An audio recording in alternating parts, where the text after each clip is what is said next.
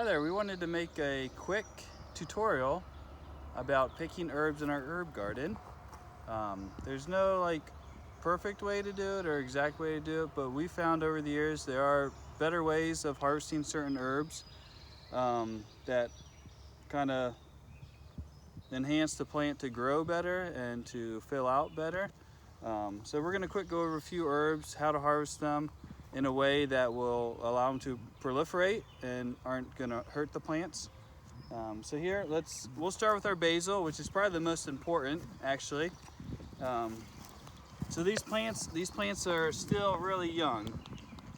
Now these were harvested. You can tell the center there. These were actually harvested correctly.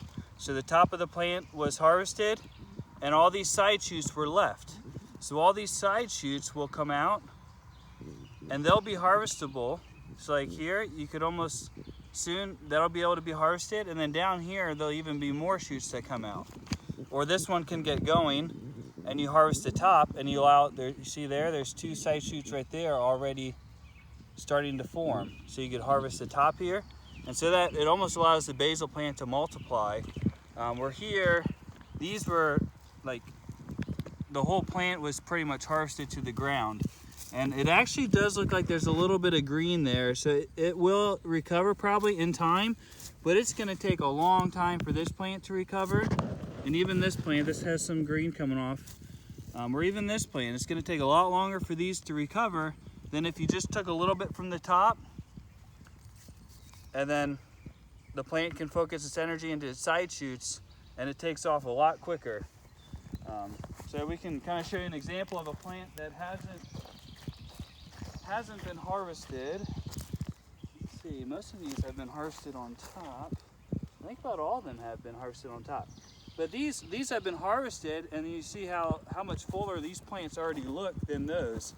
So the top of this plant was taken, the top of that was taken, but now there's already a lot of shoots here, again, ready to be taken, and these were just harvested a couple days ago, probably. So the ideal is when you come harvest, that you just pull a few shoots off of each plant. Yep, and if you have any questions, you can always ask. And here with the parsley, again, I mean, these were kind of clear cut to the ground, which is okay when they're really bushy, but early on when there's not a whole lot of growth, what you want to do is you want to harvest the outer stems or leaves and allow as much green in the middle to stay there, because the more green you leave there for the plant to photosynthesize, the quicker it's going to grow. We're here when it kind of shocks it when it doesn't have any green, and then it starts with just a little shoot, and it has to do a lot of work to regrow with a little shoot. Where the more foliage it has to take in the sunlight, the quicker it can grow from the growing point.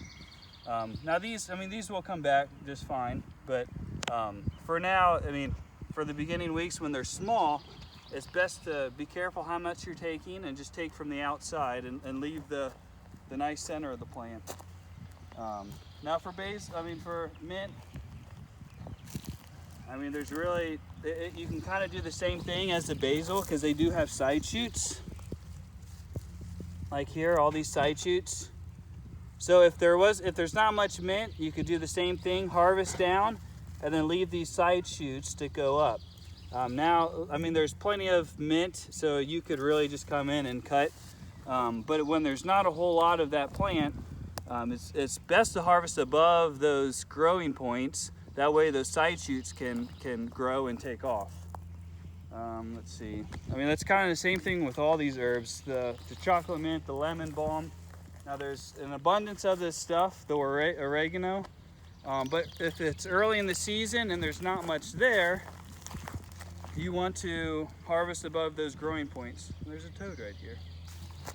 And we'll go to the cilantro here. There's a ladybug right there.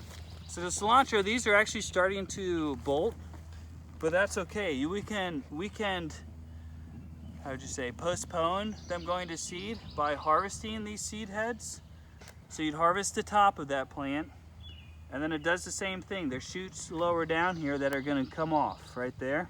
So if you take the top it gives more time for the plant to keep growing. If you leave that seed head, once it goes to seed, it stops growing.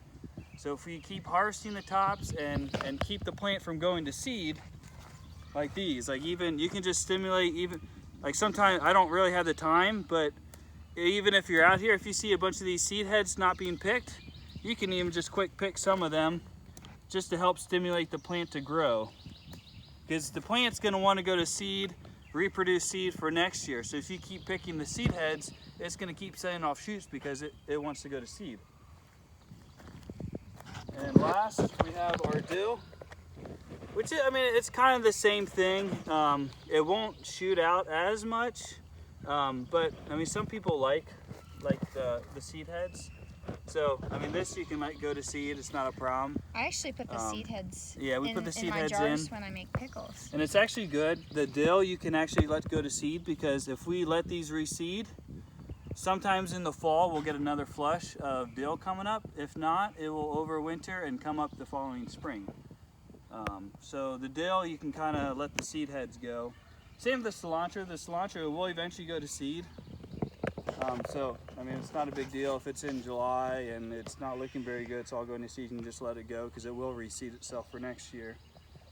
But for the time being, to get a couple more weeks of picking out of it, it is good for the cilantro to pick the seed heads. The dill, not so much, because some people like those seed heads to put into their pickling cukes. So, I think that's it. The sage we didn't go over, but you just pull the outside of Yeah, that the as sage well. we didn't go over, but let's take a look here. I mean, it does the same thing, but it actually looks. This is our first year growing sage, so we haven't really gotten a good grasp of how to harvest it. But the way it looks here, how it's growing, there's a lot of shoots coming off down at the bottom, and as you go up the plant, there's a lot of shoots too. So you could probably do the same thing, harvest the top, and then that'll kind of. Almost like pruning grapes, pruning anything, it kind of stimulates the plant to grow more. And so with sage, I assume that's probably the same thing. So I think that's it from the herb garden. Till next time, eat well, live well.